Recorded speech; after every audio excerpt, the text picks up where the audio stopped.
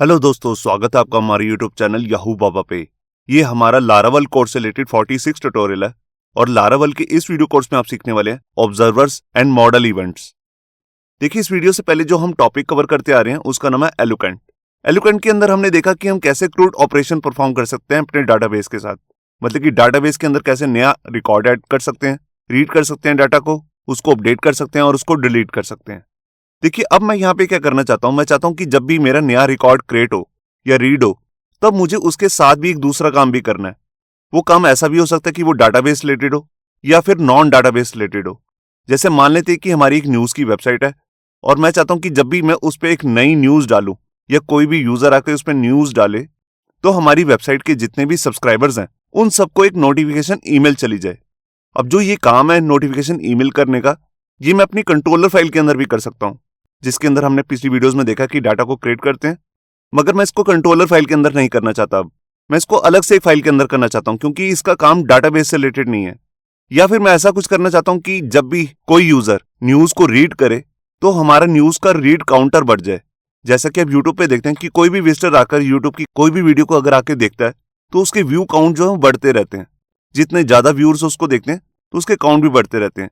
बिल्कुल इसी तरह से अगर हम अपनी वेबसाइट पे करना चाहते हैं कि अगर कोई भी आके न्यूज पढ़े तो तब हमारा रीड काउंट बढ़ जाए, या फिर हम कुछ ऐसा करना चाहते हैं कि अगर डाटा जब भी अपडेट हो रहा है तो वेबसाइट का जो एडमिन है उसको भी एक नोटिफिकेशन ईमेल चली जाए। या फिर डिलीट के केस में देख सकते हैं कि अगर किसी यूजर ने अगर बहुत सारी पोस्ट लिखी हुई है, अगर हम पर्टिकुलर किसी एक यूजर को जाके डिलीट कर देते हैं तो उससे रिलेटेड सारी न्यूज भी डिलीट हो जाए, मतलब कि जितनी भी उसने पोस्ट लिखी थी वो भी सब उसी टाइम पे ऑटोमेटिकली डिलीट हो जाए। अब ये जितने भी काम है ये सब हम कंट्रोलर में भी कर सकते हैं, जब हम डाटा को रीड कर रहे हैं, अपडेट कर रहे हैं, डिलीट कर रहे हैं। मगर इसको मैं अलग से करना चाहता हूं। इसके लिए हमारे पास यहां पर आते हैं लारावल के अंदर मॉडल इवेंट्स। यहां पर हमारे पास एक लिस्ट है मॉडल इवेंट्स की, यहां पर आप देख सकते हैं। देखिए, सबसे पहला इवेंट है क्रिएटिंग, फिर है created, saving, saved, updating, updated, deleting, deleted, restoring, restored और लास्ट में है रिट्रीव। अब ये जितने भी इवेंट्स होते हैं ये अपने आप ट्रिगर होते हैं, इनको हमें कॉल नहीं करना होता। जैसे कि हम सबसे पहले देखते हैं क्रिएटिंग। देखिए, जब भी एक नया रिकॉर्ड क्रिएट होने जा रहा होगा तब ये इवेंट अपने आप ट्रिगर हो जाता है। ये कैसे होता है ये अभी हम देखेंगे। एक है क्रिएटेड। ये इवेंट जो है ये तब ट्रिगर होता है जब डाटा जो है सक्सेसफुली डाटाबेस के अंदर ऐड हो जाता है। और बिल्कुल इसी तरह से है सेविंग और सेव्ड। अगर हम डाटा सेव कर रहे हैं, देखिए जब मैंने आपको डाटा को सेव करना सिखाया था एलोकेंट के अंदर, तो मैंने आपको दो मेथड बताए थे, एक था क्रिएट मेथड और एक था सेव वाला मेथड। अगर आप सेव वाला मेथड यूज कर रहे हैं तब आप इन दोनों इवेंट्स का यूज कर सकते हैं। सेविंग रिकॉर्ड को सेव होने से पहले ट्रिगर हो जाएगा और सेव तब होगा ट्रिगर जब डाटा सक्सेसफुली डाटाबेस टेबल के अंदर सेव हो जाएगा। बिल्कुल इसी तरह से अपडेटिंग और अपडेटेड है, डिलीटिंग है और डिलीटेड है। डिलीटेड तब चलेगा अगर हमारा डाटा जो सक्सेसफुली डिलीट हो जाएगा, तब आपको कुछ काम करना है। बिल्कुल इसी तरह से है रिस्टोरिंग और रिस्टोर्ड। अब जो ये रिस्टोरिंग और रिस्टोर्ड है ये तब काम करते हैं अगर आपने कोई डिलीट हुआ डाटा वापस लाना है, रिस्टोर करना है उसको। नॉर्मली हम इसको ऐसा नहीं कर सकते, डिलीट करने के बाद किसी डाटा को रिस्टोर नहीं कर सकते। मगर लारावल में एक फीचर होता है सॉफ्ट डिलीट का, मतलब कि वो परमानेंट डिलीट नहीं होता, सॉफ्ट डिलीट होता है। अगर हमने सॉफ्ट डिलीट कर रखा है किसी डाटा को तभी वो रिस्टोर हो सकता है। ये सॉफ्ट डिलीट से रिलेटेड जो ट्यूटोरियल है इसको भी हम आगे आने वाली वीडियोस में देखेंगे। और लास्ट में है रिट्रीव। अगर आप डाटा को रीड कर रहे हैं तब उस टाइम पे ये वाला जो इवेंट है रिट्रीव, ये अपने आप ट्रिगर्ड हो जाता है। जैसे कि मैंने अभी आपको बताया कि जब भी हमारी न्यूज को कोई रीड करे तो उसका काउंटर भी बढ़ जाए, तब हम इसी इवेंट का यूज करेंगे, रिट्रीव। अब ये जितने भी इवेंट्स हैं इसको आइए थोड़ा सा डिटेल में समझते हैं कि इसको अपने कोड में इंप्लीमेंट कैसे करना है। हम एक एग्जांपल लेकर चलते हैं। यहां पर मान लेते हैं कि हमारे पास एक न्यूज की वेबसाइट है जिसपे कुछ यूजर्स हैं। ये वेबसाइट के पर्सनल यूजर्स हैं जो कि पोस्ट लिखते हैं, मतलब कि न्यूज पोस्ट। यहाँ पर आपको दिख रहा है कि एक पोस्ट नाम से टेबल है जिसके अंदर टाइटल आ रहा है, अलग अलग न्यूज आ रही है और यहाँ पर यूजर का आईडी आ रहा है, जिससे हमें पता लग जाए कि किस यूजर ने कौन सी पोस्ट लिखी है। जैसे यूजर नंबर जो 1 है, जॉन अब्राहम, उसने 2 पोस्ट लिखी हैं, पोस्ट नंबर 2, पोस्ट नंबर 4 और पोस्ट नंबर 6। अब मैं कुछ ऐसा करना चाहता हूं कि जब भी मैं किसी एक यूजर को डिलीट करूं तो उससे रिलेटेड जितनी पोस्ट हैं वो भी डिलीट हो जाएं। या फिर ऐसा भी हो सकता है कि हर पोस्ट पे लोग कमेंट्स कर सकते हैं, तो कमेंट से रिलेटेड भी एक टेबल होगा। तो मैं चाहता हूं कि अगर मैं किसी यूजर को डिलीट कर रहा हूं तो उससे रिलेटेड सारी पोस्ट भी डिलीट हो जाएं और जो पोस्ट पे कमेंट्स आ रहे थे वो भी सारे डिलीट हो जाएं। तो ये काम हम पहले भी कर सकते हैं कंट्रोलर के अंदर, मगर इसको अगर आप अलग से करना चाहते हैं अलग किसी फाइल में, तो इसके लिए लारावल में 2 फीचर्स आते हैं। एक को हम कहते हैं मॉडल इवेंट्स और एक को हम कहते हैं ऑब्जर्वर्स। तो ये सबसे पहले समझते हैं मॉडल इवेंट्स को। देखिए जैसे हमारा ये पोस्ट का टेबल है, मैं चाहता हूं कि अगर मैं किसी भी पोस्ट को डिलीट करूं तो उससे रिलेटेड सारे कमेंट्स भी डिलीट हो जाएं। तो उसके लिए हमें क्या करना होगा, हमें सबसे पहले जो हमारी ये पोस्ट टेबल है इससे रिलेटेड एक मॉडल की फाइल बनानी होगी, कुछ इस तरह से जैसे हम अपनी पिछली कुछ वीडियोस में देख भी चुके हैं। अब इस मॉडल फाइल के अंदर जाकर हमें एक स्पेशल फंक्शन बनाना है और उसका नाम भी सेम ही रखना है जो लारावल हमें प्रोवाइड करता है, जिसका नाम होता है बूटेड। इसकी डाटा टाइप आपको रखनी है प्रोटेक्टेड, फिर स्टैटिक, फंक्शन का नाम रहेगा बूटेड।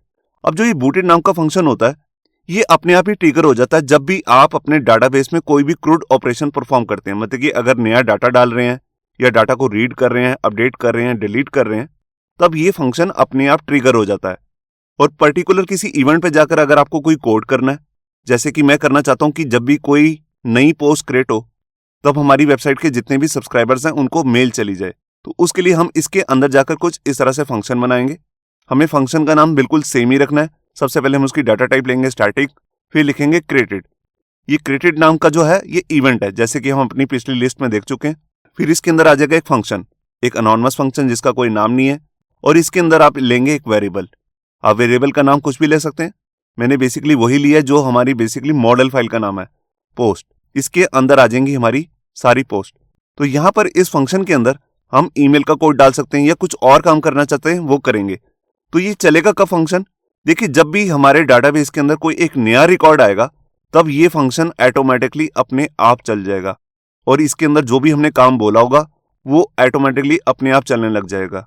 बिल्कुल इसी तरह से अगर जो ये हमारे पोस्ट मॉडल है, अगर उसमें से कभी भी फ्यूचर में जाकर कोई डाटा डिलीट होता है और हम चाहते हैं कि डिलीट होने पे हम कोई काम करना चाहते हैं, बिल्कुल इसी तरह से जैसे हमने क्रिएटेड मेथड बनाया है इसी तरह से हम डिलीटेड नाम का भी मेथड बना सकते हैं।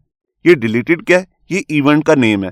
तो यहां पर हम लिखेंगे स्टैटिक डिलीटेड और उसके अंदर बिल्कुल वैसे ही फंक्शन जैसे हमने ऊपर बनाया, और इस फंक्शन के अंदर आकर हम अपना कोई भी कोड पास कर सकते हैं जो हम चाहते हैं कि जब भी पोस्ट का डाटा डिलीट हो तब हमें कुछ करना है। तो जैसे मैंने यहाँ पर दो एग्जांपल्स लिए, क्रिएटेड और डिलीटेड, इसी तरह जो हमारे को लारावल अलग अलग इवेंट्स देता है इन सब पे हम अलग अलग फंक्शन बना सकते हैं, जैसे कि आप यहाँ पे देख रहे हैं। तो ये जो ये मॉडल इवेंट है इसका एक प्रैक्टिकल करके देखते हैं और देखते हैं इसको रियल लाइफ में हम कैसे यूज कर सकते हैं। तो यहां पर देखिए जब भी हमने लारावल के साथ माइस्क्ल की कोडिंग करनी है तो सबसे पहले हमने एग्जाम सर्वर को ऑन करके यहाँ पर अपाची और माइस्क्ल को स्टार्ट कर लेना है। इसको स्टार्ट करने के बाद मैं आपको दिखाता हूं कि इस वीडियो के अंदर जो हम डाटाबेस यूज करने वाले हैं उसका नाम है मॉडल इवेंट्स। ये देखिए इसके अंदर मैंने दो टेबल्स क्रिएट किए हैं, पोस्ट और यूजर्स। ये थर्ड टेबल लारावल ने अपने आप बनाया, मैं एक बार आपको ओपन करके दिखा देता हूं। ये देखिए ये है हमारा यूजर्स टेबल जिसके अंदर हमारे पास 3 कॉलम है, आईडी, नेम और ईमेल, और यहां पर 4 रिकॉर्ड्स भी आ रहे हैं। अब इन्हीं यूजर्स ने अलग अलग पोस्ट भी लिखी हुई हैं जो हमारी पोस्ट टेबल में सेव है। ये देख सकते हैं आप, यहां पर 8 पोस्ट आ रही हैं जिसका टाइटल आ रहा है, स्लग आ रहा है, स्लग मतलब जो उसका ऊपर यूआरएल होता है, और यहां पर उसकी डिस्क्रिप्शन आ रही है, यहां पर काउंटर आ रहा है कि कितने लोगों ने इसे अभी तक रीड किया, अभी तक सब पे 0 आ रहा है, और यहां पर किस किस यूजर ने इसको लिखा है, मतलब कि पोस्ट को सबमिट किया है, उनका आईडी भी आ रहा है। ये यूजर आईडी जो है हमारे यूजर्स वाले टेबल से आ रहा है जो एज ए प्राइमरी की है। ये देखिए यही वाली आईडी हम यहां पर स्टोर करा रहे हैं। अब यहां पर मैं कुछ काम करना चाहता हूं, मैं चाहता हूं कि जब भी मैं इस पोस्ट को रीड करूं किसी भी पोस्ट को तो उसका काउंटर बढ़ जाए, या फिर मैं ऐसा चाहता हूं कि किसी मैं यूजर को डिलीट करूं यहां से जाकर तो उसने जितनी भी पोस्ट लिखी हुई हैं वो सारी रिमूव हो जाएं। ये सब मैं एक कंट्रोलर की फाइल में नहीं करना चाहता, तो इसके लिए मैं यहां पर यूज करने वाला हूं मॉडल इवेंट्स। तो यहां देखिए मैं आ गया अपने एडिटर में और यहां पर मैंने एक प्रोजेक्ट बनाया जिसका नाम है मॉडल इवेंट्स। तो सबसे पहले मैं आपको env फाइल दिखाता हूं, .env, जिसके अंदर यहां पर मैंने डीबी कनेक्शन के अंदर पास किया माइस्क्ल, क्योंकि मैं माइस्क्ल डाटाबेस यूज करने वाला हूं। डाटाबेस का नाम रखा है, यूजर नेम रखा है माइस्क्ल का, और मेरे केस में पासवर्ड कुछ भी नहीं है। आपके केस में जो भी पासवर्ड होगा वो आप यहाँ पे सेट कर सकते हैं। इसके बाद जो सेशन ड्राइवर है उसकी वैल्यू मैंने यहाँ पे सेट की है फाइल। इसके बाद मैं आपको दिखाता हूं कि इस प्रोजेक्ट के लिए जो मैंने माइग्रेशन फाइल बनाई है जो हमारे डाटाबेस फोल्डर के अंदर माइग्रेशन के अंदर है, यहां देखिए 2 फाइल्स हैं, यूजर और पोस्ट। देखिए जो हमारा यूजर टेबल है इसके अंदर 3 कॉलम मैंने बनाया है, आईडी, नेम और ईमेल। ईमेल जो है स्ट्रिंग है और उसमें यूनिक वैल्यू आ रही है। बिल्कुल इसी के साथ मैंने एक पोस्ट नाम का टेबल है जो मैंने भी आपको दिखाया भी था। इसके अंदर मैंने अलग अलग कॉलम्स बनाए हैं, आईडी, टाइटल जिसमें 50 कैरेक्टर्स आ सकते हैं, स्लग है उसमें 100 कैरेक्टर्स आ सकते हैं, डिस्क्रिप्शन है जिसकी डाटा टाइप ली है लॉन्ग टेक्स्ट, एक काउंटर लिया है जो है इंटीजर और उसकी डिफॉल्ट वैल्यू सेट की हुई है 0। अगर यूजर कुछ भी नहीं सेट करता या फर्स्ट टाइम जब भी पोस्ट क्रिएट करता है तो उसके अंदर वैल्यू सेट हो जाएगी 0। और यहाँ पर मैं यूजर आईडी को सेव कराने के लिए मैंने डाटा टाइप लिया है अनसाइंड बिग इंटीजर। यहाँ पर आप इंटीजर भी ले सकते हैं और लास्ट में है टाइम स्टैम्प के हमारे पास यहाँ पे 2 कॉलम्स। अब मैंने यहाँ पर मैं आपको एक चीज दिखाना चाहता हूँ कि जब मैंने ये यूजर आईडी नाम का एक कॉलम बनाया तो इसको फॉरेन की नहीं बनाया। ये नहीं बनाया क्योंकि मैं यहाँ पर कुछ एक्सपेरिमेंट्स करना चाहता हूँ इस वीडियो में मॉडल इवेंट्स को यूज करके, तो उसके बिना वो पॉसिबल नहीं हो पाएंगे, तभी मैंने ये रिलेशन नहीं बनाया। अगर आप बनाना चाहते हैं तो बना भी सकते हैं। तो इस फाइल को मैं बंद करता हूँ और जो ये दोनों मेरी माइग्रेशन की फाइल हैं इससे रिलेटेड मैंने यहाँ पर सीडिंग की फाइल भी बनाई है। मैं इसके अंदर डमी डाटा डाल रहा हूँ। ये देखिए यहाँ से मैंने डाटा डाला है। ये सब हम अपनी सीडर नाम की वीडियोज में देख चुके हैं। ये देखिए यहाँ से डाटा जा रहा है, ये डमी रिकॉर्ड्स। बिल्कुल इसी तरह से पोस्ट के भी डमी रिकॉर्ड्स हैं यहाँ से जो मैंने यहाँ से सेव करवाए हैं और लास्ट में जाके एक लूप चला के इन सबको इंसर्ट कर दिया। तो इसका भी हम शायद से बाद में यूज करने वाले हैं। और इस वीडियो के लिए मैंने 2 मॉडल की फाइल्स भी बनाई हैं, एक है यूजर की फाइल और एक है पोस्ट की फाइल। अब सबसे पहले हम यहाँ पर यूजर की फाइल में जाते हैं। ये देखिए अब यहाँ पर मैं इसका एक रिलेशन बनाने वाला हूँ पोस्ट से, और वो भी कौन सा रिलेशन, 1 to many रिलेशन, क्योंकि पोस्ट है मल्टीपल और यूजर के नेम है सिंगल। तो इसके लिए मैं यहाँ पर पब्लिक फंक्शन बना लेता हूँ और फंक्शन का नाम मैं ले लेता हूँ पोस्ट। आप कुछ भी ले सकते हैं, मैं पोस्ट ही ले रहा हूँ ताकि मुझे याद रहे कि यूजर का एक रिलेशन है पोस्ट से। और यहाँ पे रिटर्न लिखना है, यहाँ पे लिखना है दिस का मतलब है यूजर की फाइल। इसका एक रिलेशन है, कैसा रिलेशन है, वो है हैज मैनी, किसके बहुत सारे रिलेशन है, किससे, पोस्ट वाली फाइल से। तो वो पोस्ट वाली फाइल कौन सी है, वो है ये वाली फाइल। तो इसके अंदर जो क्लास बनी हुई है उसी के बारे में हमारे को बताना है। यहाँ पर ये सब हम अपनी पिछली वीडियोस में देख चुके हैं जहां पर हमने रिलेशन सीखे थे 1 to many। अगर आपने वो वीडियो नहीं देखी है तो उसका लिंक भी आपको ऊपर मिल जाएगा। तो ये हमारा यूजर वाली फाइल का रिलेशन बन चुका है पोस्ट से, हैज मैनी रिलेशन। अब सबसे पहले मैं आपको डाटा को रीड करके दिखाता हूं, तो उसके लिए मैं यहाँ पे जाता हूँ कंट्रोलर फाइल बनाने के लिए। तो सबसे पहले मैं आपको यहाँ पर किसी एक यूजर की सारी पोस्ट दिखाता हूँ उसको रीड करके। उसके लिए मुझे को 2 यहाँ पर कंट्रोलर की फाइल भी बनानी है। तो उसके लिए मैं यहाँ से टर्मिनल ओपन करता हूँ और यहाँ पर 2 फाइल्स बना लेता हूँ कंट्रोलर की, एक यूजर कंट्रोलर और एक पोस्ट कंट्रोलर।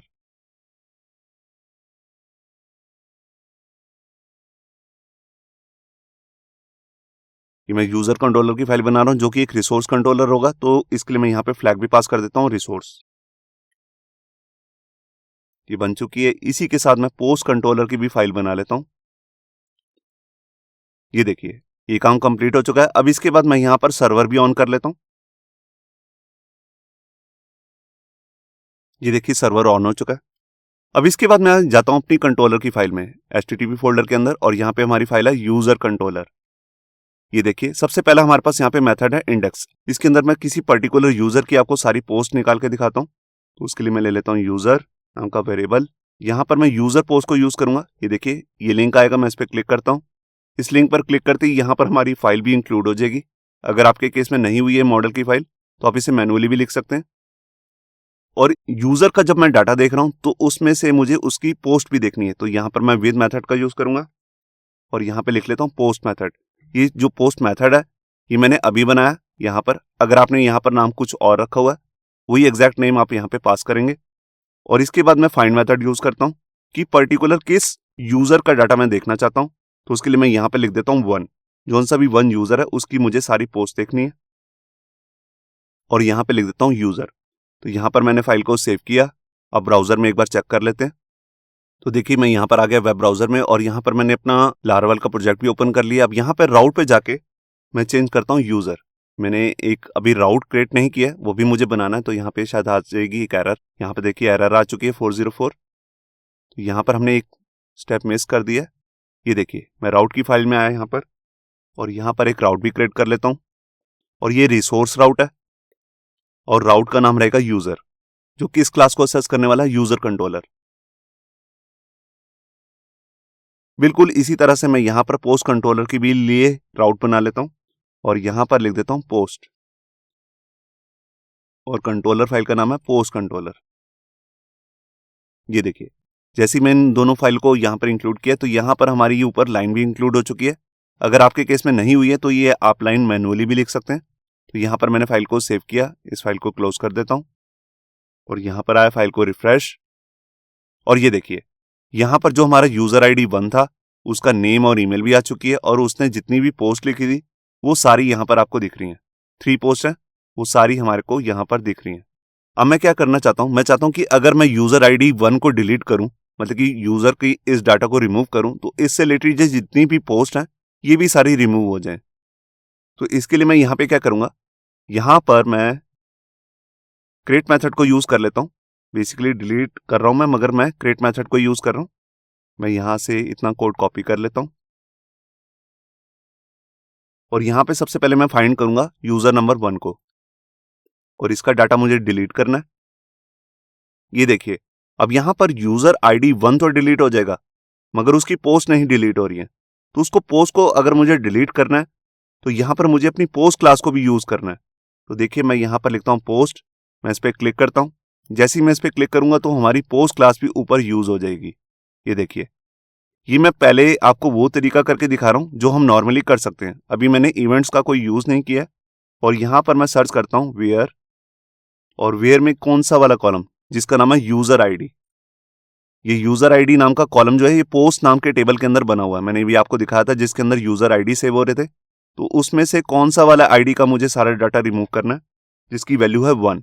ये देखिए, तो यहां पर भी मैंने डिलीट मेथड को यूज कर लिया। अब ये क्या करेगा, सबसे पहले यूजर को ढूंढेगा, यूजर आईडी 1 को, और उसमें से यूजर टेबल में से उसका रिकॉर्ड को रिमूव कर देगा। उसके बाद ये पोस्ट टेबल के अंदर जाएगा और वहां पर भी यूजर आईडी जो हमने कॉलम ले रखा है उसके अंदर वैल्यू सर्च करेगा 1, ये दोनों सेम होनी चाहिए, और उसके बाद उसके भी सारे रिकॉर्ड रिमूव कर देगा।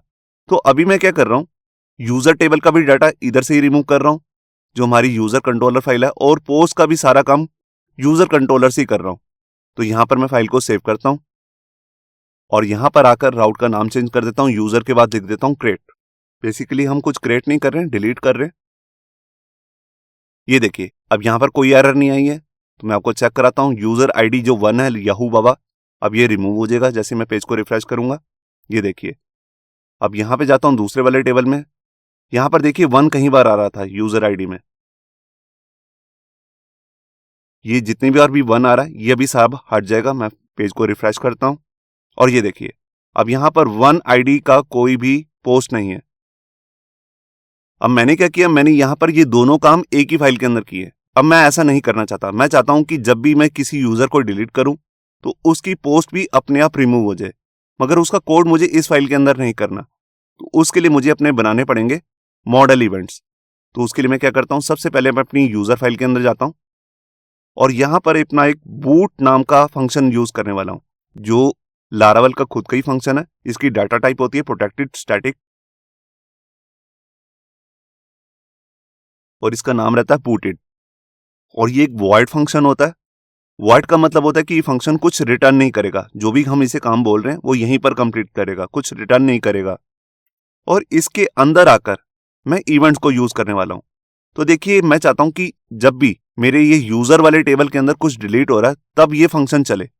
तो उसके लिए मुझे यहां पर डिलीटेड नाम का इवेंट यूज करना पड़ेगा। तो उसके लिए हमारे पास यहां पे हम पहले लिखेंगे स्टैटिक डिलीटेड। मैंने अभी आपको दिखाई थी एक लिस्ट जिसके अंदर बहुत सारे इवेंट्स थे, उसमें से एक इवेंट है डिलीटेड।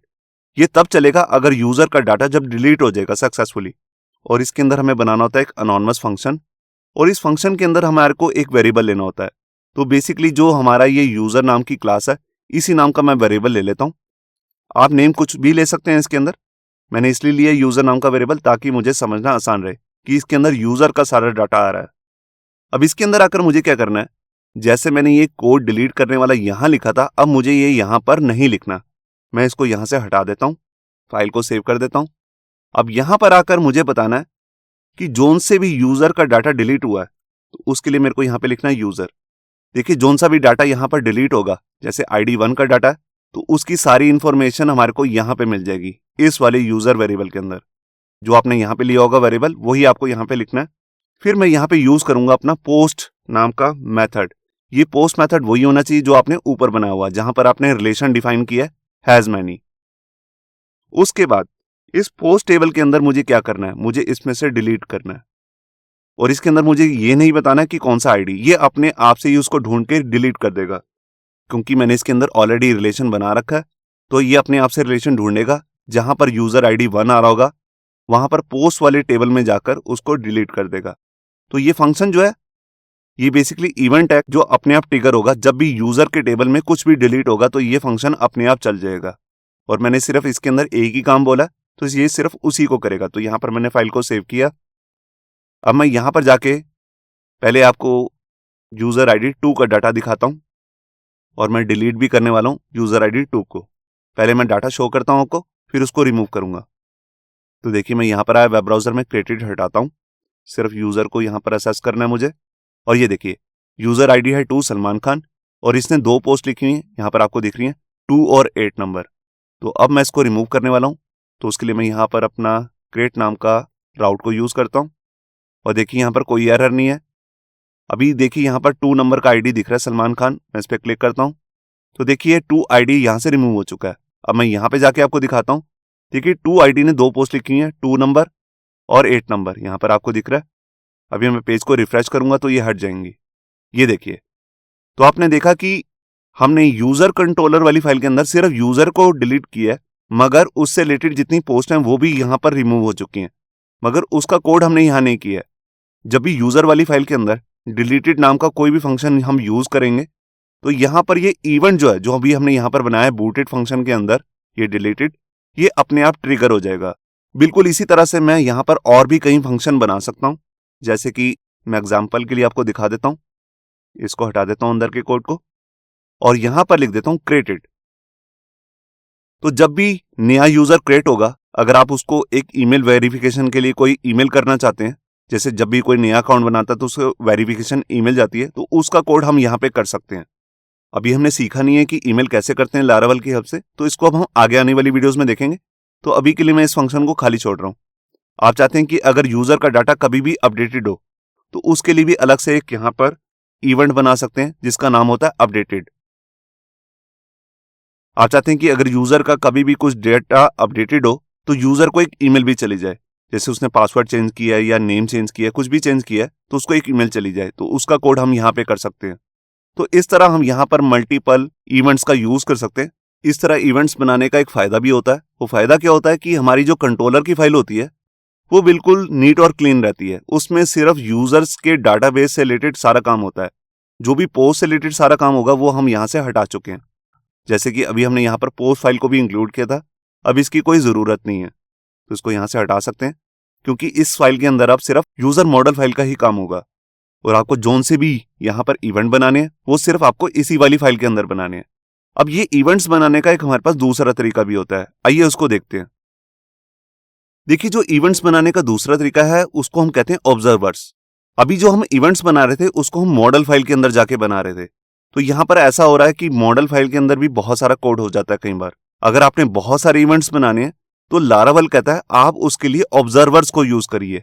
तो ऑब्जर्वर में हम कैसे काम करते हैं, देखिए उसके लिए सबसे पहले हमें एक ऑब्जर्वर की फाइल भी बनानी होती है, जो हम कुछ इस तरह से बनाते हैं। सबसे पहले हम यहां पर एक आर्टिसन की कमांड लेंगे, php आर्टिसन मेक ऑब्जर्वर, और यहां पे अपने ऑब्जर्वर का एक नेम देंगे। जैसे अगर आप पोस्ट फाइल के लिए बनाना चाहते हैं तो यहां पे आप नाम लिख देंगे पोस्ट ऑब्जर्वर। नेम आप यहां पे ऑब्जर्वर से पहले कुछ भी ले सकते हैं, मगर अगर आप पोस्ट मॉडल के लिए बना रहे हैं तो यही नाम रखेंगे तो ज्यादा अच्छा होगा। बस बाद में आपको यहां पर ऑब्जर्वर नाम रखना जरूरी होता है। और इसके बाद आपको यह बताना है कि जो ये ऑब्जर्वर मैं बना रहा हूं किस मॉडल फाइल के लिए बना रहा हूं। तो उसके लिए आप फ्लैग पास करेंगे हाइफन मॉडल और फिर मॉडल फाइल का नाम पोस्ट। अगर आप यूजर मॉडल फाइल के लिए बना रहे हैं तो यहां पर आप नाम रखेंगे यूजर ऑब्जर्वर और मॉडल फाइल का नाम होगा यहाँ पे यूजर। ये पोस्ट ऑब्जर्वर फाइल बेसिकली बनती कहां पर है, ये हमारे ऐप फोल्डर के अंदर, जो हमारा ऐप फोल्डर होता है उसके अंदर ऑब्जर्वर नाम का एक फोल्डर बन जाता है। ये पहले से नहीं होता, ये बाद में बनता है जब आप ये कमांड लिखेंगे, और उसके बाद इसके अंदर ये फाइल भी बन जाएगी जिसका नाम होगा पोस्ट ऑब्जर्वर। और इस फाइल के अंदर हमारे को कुछ इस तरह से क्लास मिलती है पोस्ट ऑब्जर्वर, जो भी अपने फाइल का नाम रखा होगा। यहाँ पे सबसे पहले आपको क्या काम करना है, यहाँ पर आपको इंक्लूड करनी है अपनी मॉडल की फाइल जिसका नाम है पोस्ट। ये अपने आप से नहीं आती है, इसको आपको इंक्लूड करना पड़ता है, और साथ में इंक्लूड करना होता है नेम स्पेस ऐप ऑब्जर्वर्स। अब इस फाइल के अंदर हमें क्या करना होता है, जैसा कि अभी हम यहाँ पर मॉडल फाइल के अंदर इवेंट्स बना रहे थे, इसके अंदर हमें अपने आप ही सारे इवेंट्स बने बनाए मिलते हैं कुछ इस तरह से। ये हमें बनाने नहीं होते। मैं यहाँ पर सिर्फ आपको 2 ही एग्जांपल दिखा रहा हूँ, क्रिएटेड और डिलीटेड। मगर जब आप ये कमांड लिखेंगे तो इसके अंदर आपको सारे जो मैक्सिमम यूज होते हैं इवेंट्स वो सारे अपने आप बने बनाए मिलेंगे। तो जैसा कि अभी हम डिलीटेड के केस में यहाँ पर कोड लिख रहे थे, तो वो कोड हम यहाँ पे पास कर देंगे। अगर आप क्रिएटेड इवेंट के लिए कोई कोड करना चाहते हैं तो आप यहाँ पे लिख देंगे। बिल्कुल इसी तरह अपडेटेड के केस में, रीड के केस में वो काम भी हम यहाँ पे कर सकते हैं। अब जो ये हम ऑब्जर्वर फाइल बनाते हैं, जो आपको यहाँ पे दिख रही है, ये अपने आप रन नहीं होती है। जैसे कि हम मॉडल फाइल में देख रहे थे, बूटेड मेथड जो था वो अपने आप रन हो रहा था, मगर ये अपने आप रन नहीं होती है। इसको रन करने के लिए हमें क्या करना होता है, यहाँ पे अपने थर्ड स्टेप में जाना है और यहाँ पे हमें एक फोल्डर के अंदर जाना है जिसका नाम होता है प्रोवाइडर्स। ये ऐप फोल्डर के अंदर ही होता है और इसके अंदर एक सिंगल फाइल ही होती है जिसका नाम होता है ऐप सर्विस प्रोवाइडर। जो फाइल कुछ इस तरह से दिखती है, ये देखिए, क्लास होती है इसके अंदर ऐप सर्विस प्रोवाइडर जो एक्सटेंड करती है सर्विस प्रोवाइडर को। अब इस फाइल के अंदर आकर आपको सबसे पहले अपनी मॉडल फाइल को इंक्लूड करना होता है पोस्ट के लिए, जैसे कि हमारे केस में है पोस्ट, और इसी के साथ उसकी ऑब्जर्वर फाइल को भी जो भी हमने बनाई है सेकंड स्टेप में, उसको भी यहाँ पर इंक्लूड करना है। और इस क्लास के अंदर आकर हमारे को एक बना बनाया एक बूटेड फंक्शन मिलता है, उसके अंदर आकर हमारे को कुछ इस तरह से कोड करना होता है। ये फंक्शन जो होता है ये पहले से ही बना होता है, इसके अंदर जस्ट आपको लिखना है सबसे पहले अपनी मॉडल फाइल का नाम, फिर उसके बाद ऑब्जर्व, और ऑब्जर्व किसको करना है, हमारी पोस्ट ऑब्जर्वर क्लास को जो हमने यहाँ पर बनाई है। बिल्कुल इसी तरह से हम मल्टीपल जितने भी ऑब्जर्वर्स बनाए होंगे, अगर यूजर फाइल के लिए या किसी और कमेंट्स की फाइल के लिए, वो सारे ऑब्जर्वर की फाइल्स को हम इसी वाली फाइल के अंदर रखते हैं जिसका नाम है ऐप सर्विस प्रोवाइडर। तो ये अब इसका भी प्रैक्टिकल देख लेते हैं। तो देखिए मैं यहाँ पर वापस आ गया अपने एडिटर में। अब आप यहाँ पे देख सकते हैं कि जो हमारा ये ऐप फोल्डर है इसके अंदर सिर्फ 3 ही फोल्डर हैं, HTTP, मॉडल्स और प्रोवाइडर्स। यहाँ पर कोई ऑब्जर्वर नाम का कोई भी फोल्डर अभी नहीं आ रहा है। अगर हम अपनी कमांड से ऑब्जर्वर की फाइल बनाएंगे तो यहाँ पर फोल्डर भी अपने आप क्रिएट हो जाता है। तो उसको हम कैसे करेंगे, तो उसके लिए सबसे पहले मैं अपनी ओपन कर लेता हूँ टर्मिनल और यहाँ पर आकर अपनी कमांड लिखता हूँ php artisan make ऑब्जर्वर, और उसके बाद जो सी भी आप फाइल बनाना चाहते हैं उसका नाम। तो हम बना रहे हैं एक पोस्ट ऑब्जर्वर, ये देखिए। इसके बाद हमें एक फ्लैग भी पास करना होता है, मगर वो जरूरी नहीं है। अगर मैं उसके बिना बनाऊंगा, मैं आपको दिखाता हूं कि उसमें हमें क्या मिलता है। यहाँ पे कुछ मिस्टेक हुई है, यहाँ पे स्पेलिंग गलत हुए हैं ऑब्जर्वर के, मैं क्लियर करके दोबारा से लिखता हूं। यहाँ पे ई आ गया ऑब्जर्वर, ये देखिए। यहाँ पर देखिए अब मॉडल फोल्डर के नीचे यहाँ पर एक फोल्डर अपने आप क्रिएट हो चुका है जिसका नाम है ऑब्जर्वर्स। इसके अंदर आप देख सकते हैं कि हमारे को एक फाइल मिल रही है जिसका नाम है पोस्ट ऑब्जर्वर। मैं इस फाइल को ओपन करके दिखाता हूं, ये देखिए। यहाँ पर हमें एक क्लास मिली है जिसका नाम है पोस्ट ऑब्जर्वर, मगर इसके अंदर इवेंट्स नहीं मिले हैं। अगर आप चाहते हैं कि आपको इवेंट्स भी मिल जाए तो आपको कमांड के आगे यहाँ पर फ्लैग भी पास करना है। मैं आपको करके दिखाता हूं। मैं इस फाइल को दोबारा से रिमूव कर देता हूं और टर्मिनल के अंदर दोबारा जाके यहाँ पर अपनी कमांड दोबारा से लिख लेता हूं। ये देखिए ऑब्जर्वर जो हमारी कमांड है, यहाँ पर मैं फ्लैग पास करूंगा हाइफन मॉडल, और मॉडल का नाम क्या है, उसका नाम है पोस्ट। मतलब कि जो ये मैं ऑब्जर्वर की फाइल बना रहा हूं ये पोस्ट मॉडल के लिए काम करेगी। ये देखिए यहां पर आप देख सकते हैं कि यहां पर ऑब्जर्वर के अंदर एक फाइल बन चुकी है जिसका नाम है पोस्ट ऑब्जर्वर। ये देखिए अब इस फाइल के अंदर हमारे को सारे बने बनाए अपने आप इवेंट्स भी मिल रहे हैं। क्रिएटेड है, अपडेटेड है, डिलीटेड है, रिस्टोर्ड है, फोर्स डिलीटेड है। तो बेसिक जितने भी हमारे यहाँ पर इवेंट्स होते हैं यहाँ पर हमें मिल रहे हैं। अगर इन इवेंट्स के अलावा अगर आप कोई दूसरा इवेंट यूज करना चाहते हैं तो वो भी आप यहाँ पर इजिली बनाकर कर सकते हैं। बिल्कुल इसी तरह से मैं अपनी यूजर कंट्रोलर के लिए भी यहाँ पर ऑब्जर्वर फाइल बना लेता हूँ। मैं दोबारा से टर्मिनल ओपन करता हूँ और अपनी वही कमांड लिख लेता हूँ और यहाँ पर अब जस्ट पास कर देता हूँ यूजर ऑब्जर्वर, और मॉडल फाइल का नाम भी रख देता हूँ यूजर।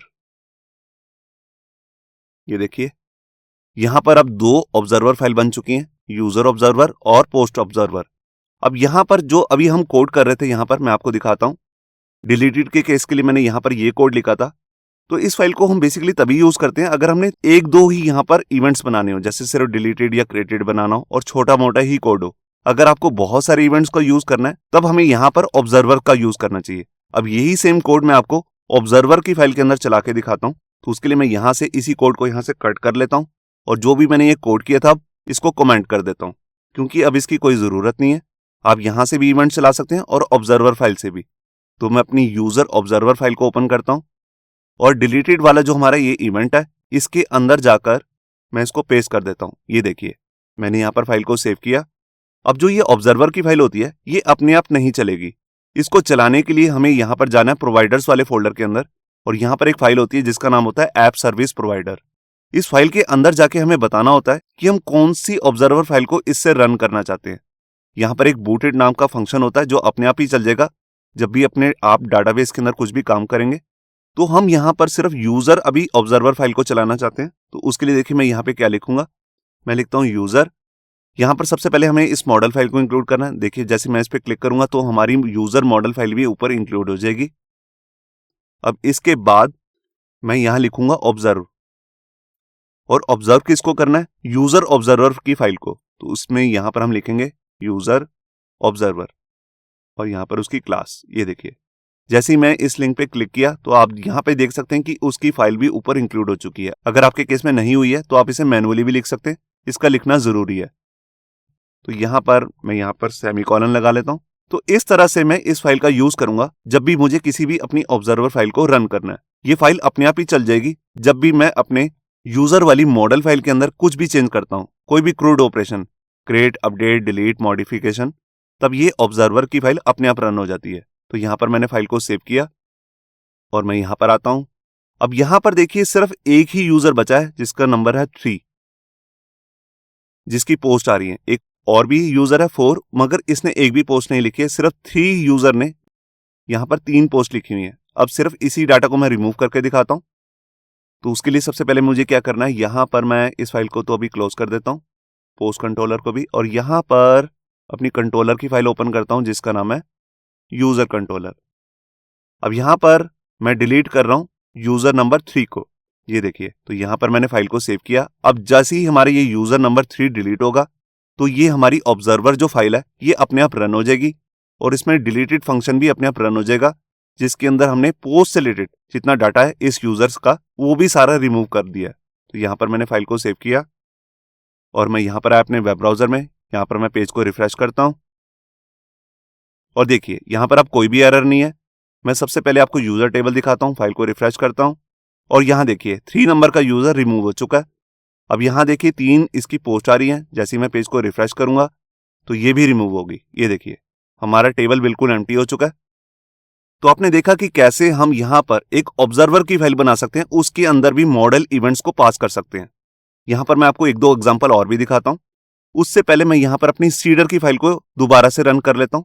तो देखिए मैं दोबारा से टर्मिनल ओपन करता हूं और यहां पर जाकर कमांड लिखता हूं php artisan migrate। मैं अपने टेबल को दोबारा से माइग्रेट करने वाला हूं, तो उसके लिए मैं दोबारा से इसके अंदर कॉलन पास कर रहा हूं यहां पर फ्रेश, जिसका मतलब होता है कि दोबारा से टेबल डिलीट होकर दोबारा से बनेंगे और उसके अंदर मैं नया डाटा भी दोबारा से डालना चाहता हूं जो मैंने अपनी सीडर फाइल के अंदर डाल रखा है। तो इसके लिए मैं यहां पर लिख देता हूं -सीड। ये देखिए मेरे टेबल भी क्रिएट हो चुके हैं और उसके अंदर डाटा भी सीड हो चुका है। मैं एक बार आपको यहां जाके दिखा भी देता हूं। ये देखिए दोबारा से 8 पोस्ट आ चुकी हैं दोबारा से, और यहां पर सारे यूजर्स भी दोबारा से आ जाएंगे। ये देखिए तो अभी मैं यहां पर यूजर कंट्रोलर की फाइल को यूज कर रहा था। अब मैं यहां पर आपको दूसरी कंट्रोलर की फाइल को यूज करके दिखाता हूं जिसका नाम है पोस्ट। ये देखिए अब मैं एक नई पोस्ट क्रिएट करना चाहता हूं और चाहता हूं कि उसका स्लग भी अपने आप बन जाए। देखिए स्लग क्या होता है मैं एक बार आपको दिखा देता हूं। देखिए यहां पर मैं गया अपनी पोस्ट फाइल के अंदर। देखिए जब हमारी ये न्यूज बन रही है बिल्कुल इसी नाम से एक स्लग भी बन रहा है। ये बेसिकली हम यूआरएल में यूज करते हैं। देखिए यहां पर जितने भी कैपिटल लेटर्स थे उनको हमने यहां पर स्मॉल कर दिया और सब जहां पर स्पेस आ रही थी वहां पर हाइफन पास कर दिया।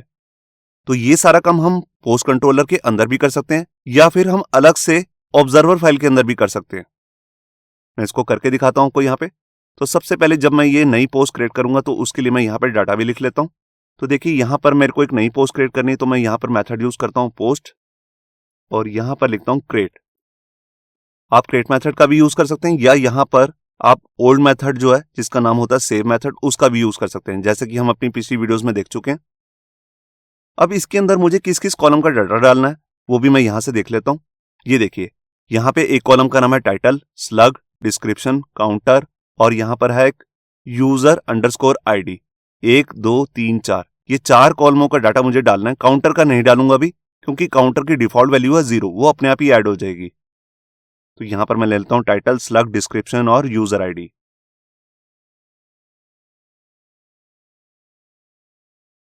ये देखिए, यहाँ पर मैंने टाइटल डाल दिया, स्लग डाल दिया, डिस्क्रिप्शन और यूजर आईडी। अब स्लग में मेरे को यहाँ पर हाइफन्स लगाने हैं और सबको स्मॉल केस में लेना है। तो इसके लिए हम यहाँ पर लारावल का स्ट्रिंग मेथड यूज करने वाले हैं। तो मैं बेसिकली करूंगा क्या, मैं जो टाइटल के अंदर लिखा है वही वैल्यू उठाकर उसमें हाइफन्स डलवा दूंगा। कैसे करेंगे मैं आपको ऊपर दिखाता हूं। सबसे पहले मैं यहाँ पर ऊपर एक वेरिएबल ले लेता हूं, पोस्ट टाइटल,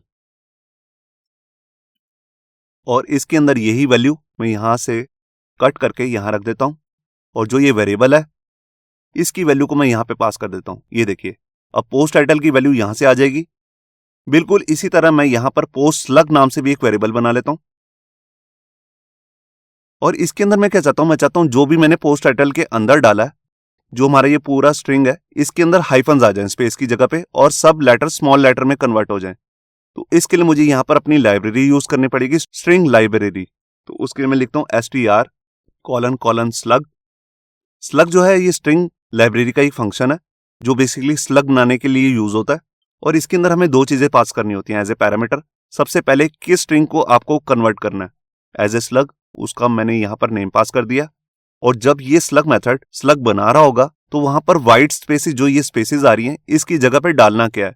यहां पर हम कुछ भी डाल सकते हैं, मगर मुझे यहां पर सिर्फ हाइफन डालना है। तो मुझे यहां पर कोट्स लेकर इसके अंदर बता भी देना है कि मैं हाइफन से इसको स्लग बनाना चाहता हूं। ये देखिए, अभी मैं इसको यहां पर इको करके दिखाता हूं, पोस्ट स्लग को, और ये वाला जो जितना कोड है इसको अभी मैं कमेंट कर देता हूं, इसको भी यूज करके दिखाऊंगा। अब देखिए यहां पर एक एरर भी आ रही है, मैं इस पे, क्योंकि ये हमारी जो लाइब्रेरी है ये इंक्लूड नहीं है बाय डिफॉल्ट, इसको आपको इंक्लूड करना पड़ेगा। मैं यहां पर जाकर इंपोर्ट क्लास करता हूं, और ऊपर जाकर ये illuminate/sports/str आ रहा है, इस पे क्लिक कर देता हूं। ये देखिए, हमारी ये लाइन जो है ऊपर इंक्लूड हो जाएगी। अगर आपके केस में नहीं हो रही है तो आप इसे मैनुअली भी लिख सकते हैं। तो मैंने इसको यहां पर लिख लिया है। अभी मैं आपको दिखाता हूं कि इस स्लग में इसको कैसे कन्वर्ट करता है। तो हमारी फाइल का नाम है पोस्ट कंट्रोलर और मेथड का नाम है क्रिएट। तो मैं यहां पर आया वेब ब्राउजर में, और यहां पर यूजर की जगह लिख देता हूं पोस्ट, और ये देखिए ये हमारा स्लग रेडी हो चुका है। बीच में आप देख रहे हैं हाइफन आ गए हैं, और कुछ भी कैपिटल लेटर में नहीं है, सब कुछ स्मॉल लेटर में कन्वर्ट हो चुका है। अब इसी को मैं डाटाबेस में सेव करवाऊंगा। तो देखिए मैं अब यहां क्या करता हूं, ई को हटा देता हूं और सारे कोड को अनकमेंट कर देता हूं, और जहां मैंने स्लग लिखा हुआ ये, यहां पर मैं इस वेरिएबल को यूज कर लेता हूं। ये देखिए, अब टाइटल आ जाएगा इस वाले वेरिएबल से, जो स्लग है हमारा कॉलम, उसके अंदर ये वाली वैल्यू सेट हो जाएगी। डिस्क्रिप्शन के अंदर ये डमी करैक्टर्स आ जाएंगे जो भी मैंने डाले हैं, और किस यूजर का मैं डाटा डाल रहा हूं उसका आईडी मैंने यहां पे पास कर दिया 1। तो यहां पर मैंने फाइल को सेव किया, और यहां पर आकर पेज को रिफ्रेश करता हूं। यहां पे एक एरर आ चुकी है। देखिए मैंने यहां पर क्रिएट मेथड का यूज किया है, तो उसको हम इजीली यूज नहीं कर सकते, वो बाय डिफॉल्ट लारावल की तरफ से लॉक होता है। उसको अनलॉक करने के लिए या तो आपको फिलेबल प्रॉपर्टी का यूज करना है या फिर गार्डेड प्रॉपर्टी का। तो उसके लिए मैं यहां पे क्या करता हूं, अपने पोस्ट मॉडल फाइल के अंदर जाऊंगा, और यहां पर एक सुपर ग्लोबल वेरिएबल यूज करने वाला हूं जिसका नाम होता है प्रोटेक्टेड, और इसका नाम होता है गार्डेड, और इसके अंदर एम्प्टी एरे पास कर देता हूं। ये देखिए, इसका मतलब है कि मेरा कोई भी कॉलम गार्डेड नहीं है, मैं सबके अंदर वैल्यू सेव करवा सकता हूं। ये देखिए, मैं इस डाटा को दोबारा से सेव करके दिखाता हूं। मैं यहां पर आया, फाइल को रिफ्रेश, और ये देखिए अब यहां पर कोई भी एरर नहीं है। तो मैं यहां पर आपको जाके दिखाता हूं। यहां पर अभी 8 पोस्ट आ रही है, मैं पेज को रिफ्रेश करता हूं, और ये देखिए यहां पर 9 पोस्ट भी आ चुकी है जिसमें अपने आप स्लग भी बन रहा है। ये देखिए, अब जो ये स्लग मैं बना रहा था, इसको मैं इसी कंट्रोलर फाइल के अंदर बना रहा था जो हमारी पोस्ट कंट्रोलर की फाइल है। अब मैं जो ये स्ट्रिंग से रिलेटेड सारा काम है, इसको मैं इस फाइल के अंदर नहीं करना चाहता। इसको मैं चाहता हूं कि स्लग अपने आप ही बन जाए जब ये पोस्ट बन रही हो, मतलब कि क्रिएट हो रही हो। तो इसके लिए मुझे क्या करना है, इसकी ऑब्जर्वर फाइल के अंदर इस कोड को लगाना है। तो इसके लिए देखिए मैं क्या करूंगा, सबसे पहले मैं यहां पर यूजर कंट्रोलर फाइल को बंद कर देता हूं, अभी यूजर ऑब्जर्वर को भी, और यहां पर अपनी फाइल ओपन कर लेता हूं जिसका नाम है पोस्ट ऑब्जर्वर। ये देखिए, अब इसके अंदर एक मेथड है क्रिएटेड, एक है अपडेटेड, डिलीटेड, रिस्टोर्ड, और ये मैं यहां पर एक दूसरा इवेंट यूज करने वाला हूं जिसका नाम है सेविंग। जब ये मेरा डाटा सेव हो रहा हो पोस्ट का, जो मैंने यहां पर बनाया, मैं चाहता हूं उसी टाइम पे एक नया स्लग भी बन जाए। तो उसके लिए मैं यहां पर एक इसी मेथड को कॉपी कर लेता हूं, और यहीं कहीं पर यहां पर एक मेथड बना लेता हूं, इसका नाम रखूंगा मैं सेविंग। ये सेविंग नाम का भी एक इवेंट होता है, जैसे कि मैंने भी आपको स्टार्टिंग में एक लिस्ट दिखाई थी, उसमें वहां पर सेविंग नाम का भी एक इवेंट था जिसको मैं यहां पे यूज कर रहा हूं। और इसी इवेंट के अंदर आकर मुझे बताना है, जब भी मेरा पोस्ट का डाटा सेव हो रहा हो तब मुझे ये स्लग भी बनाना है, जो हमारा टाइटल है उसका स्लग भी कन्वर्ट करना है। तो मैं ये कैसे करूंगा, यहां से मैं इसे कट कर लेता हूं और यहां से अब स्लग नाम का ये कॉलम को भी मैं रिमूव कर देता हूं। ये देखिए, अब सिर्फ मैं टाइटल सेव करूंगा, डिस्क्रिप्शन सेव करूंगा और यूजर का आईडी। जो स्लग है वो अपने आप ही बन जाएगा ऑब्जर्वर फाइल से। तो इस फाइल को तो मैं सेव कर देता हूं, ऑब्जर्वर फाइल के अंदर आता हूं और जो ये मेरा सेविंग नाम का इवेंट है इसके अंदर मैं इस कोड को पेस्ट कर देता हूं। ये देखिए, अब यहां पर मुझे कुछ चेंजेस करने हैं। देखिए, सबसे पहले मैं यहां पर ये इस तरह का वेरिएबल नहीं बनाऊंगा। जो ये मेरा वेरिएबल है पोस्ट, इसी को मैं यूज करूंगा। तो यहां से मैं इसको कॉपी करके यहां हटा देता हूं और इसके अंदर मुझे बताना है कि मैं किस वाले कॉलम की वैल्यू को चेंज करना चाहता हूं। तो हमारे कॉलम का नाम है स्लग, तो उसके लिए मैं कुछ इस तरह से एरो ऑपरेटर लेके लिखूंगा कॉलम का नेम। और यहां पर देखिए str के नीचे भी यहां पर एरर आ रहा है क्योंकि ये फाइल अपने आप इंक्लूड नहीं होती है। इसे इंपोर्ट करके मैं इंक्लूड कर लूंगा। यहाँ देखिए इंपोर्ट किया, यहाँ पर क्लिक किया एल्यूमिनेट स्पोर्ट str पे, ऊपर देखिए यहाँ पर फाइल इंक्लूड होगी। ये देखिए, अगर आपके केस में नहीं हो रही है तो आप इसे मैनुअली भी लिख सकते हैं। इसके बाद मुझे यहाँ पर बताना है कि मुझे स्लग किसको कन्वर्ट करना है।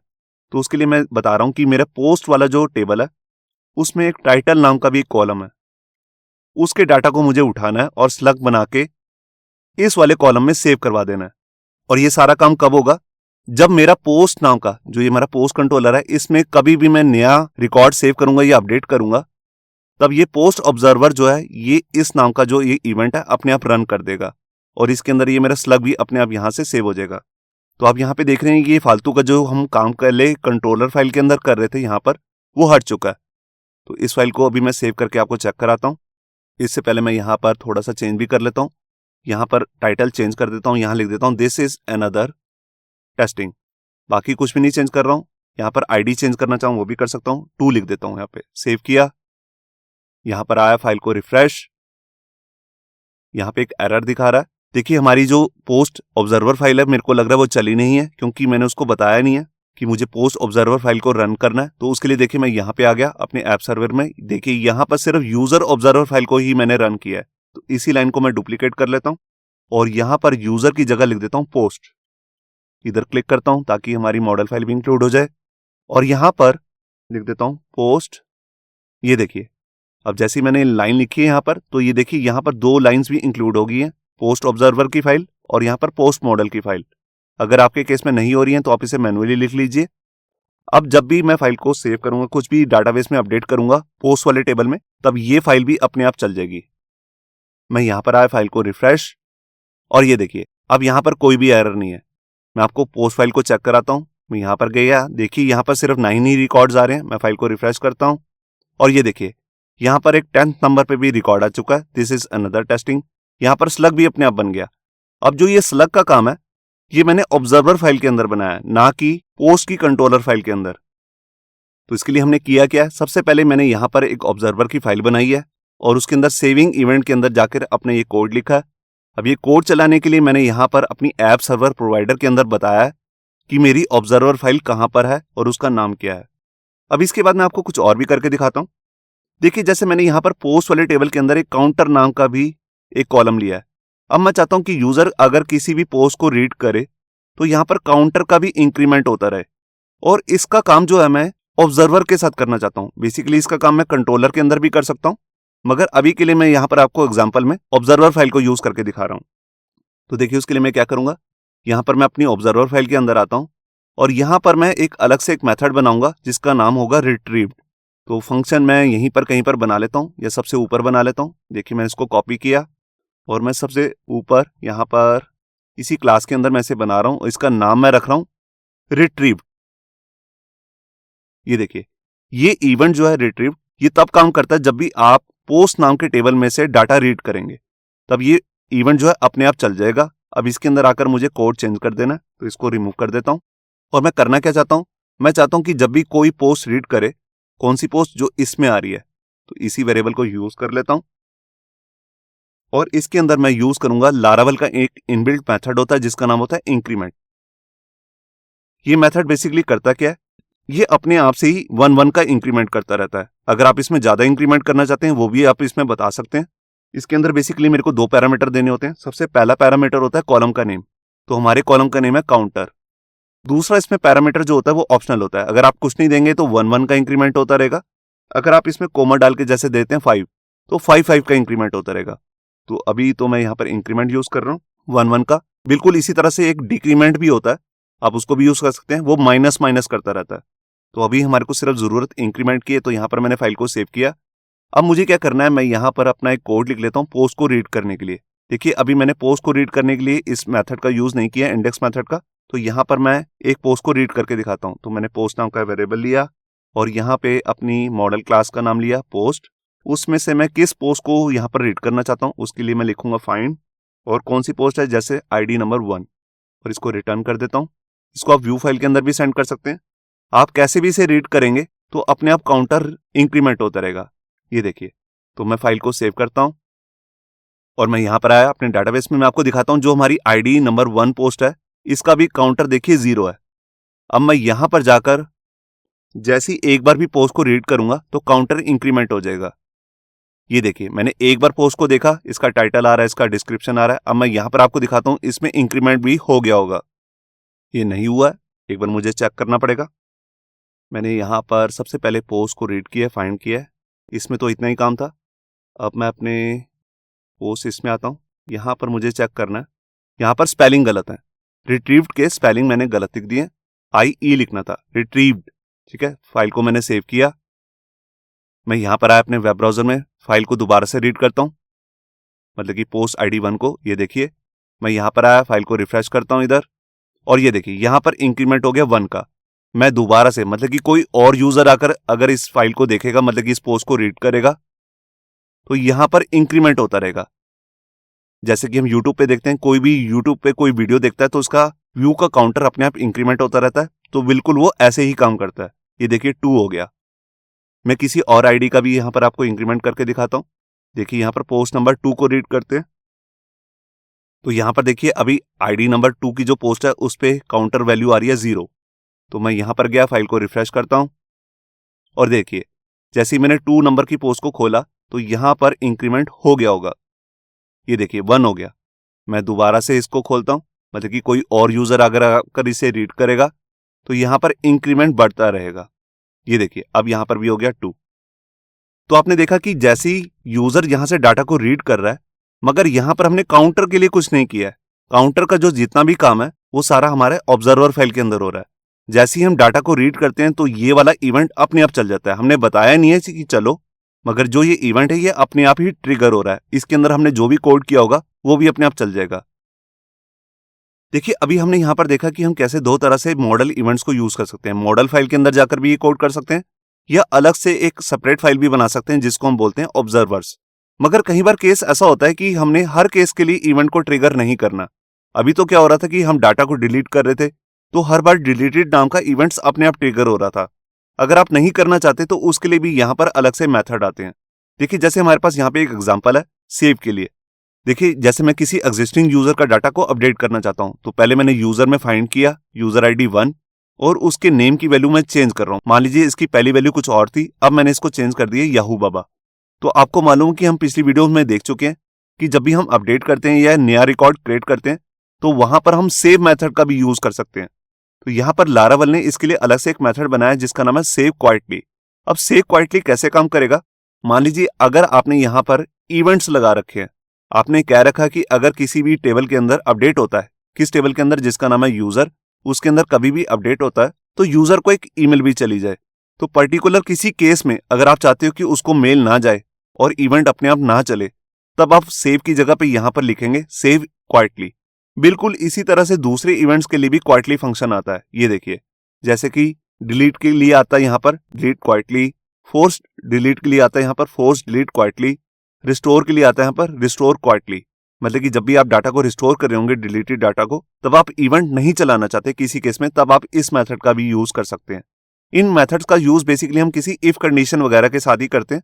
अभी तो मैंने आपको यहीं पर करके दिखाया, इसका मैं प्रैक्टिकल तो नहीं दिखा रहा हूं क्योंकि ये फंक्शन जो है ये बेसिकली बहुत कम यूज होते हैं, या मैंने तो कभी इनका यूज किया ही नहीं है। मगर अगर आप इनका यूज करना चाहें तो कर सकते हैं। तो ये था हमारा इस वीडियो का ट्यूटोरियल। इससे नेक्स्ट वीडियो में हम सीखने वाले हैं लारावल से रिलेटेड एक टॉपिक जिसका नाम है स्कोप। तो उस वीडियो को भी देखना मत भूलिए। होप सो आपको ये हमारा वीडियो ट्यूटोरियल अच्छा लगा होगा। अगर अच्छा लगा है तो वीडियो को प्लीज़ लाइक करना मत भूलिए। अगर आप ऐसे ही रेगुलर अपडेट्स चाहते हैं तो हमारे चैनल याहू बाबा को सब्सक्राइब करना मत भूलिए। Thank you.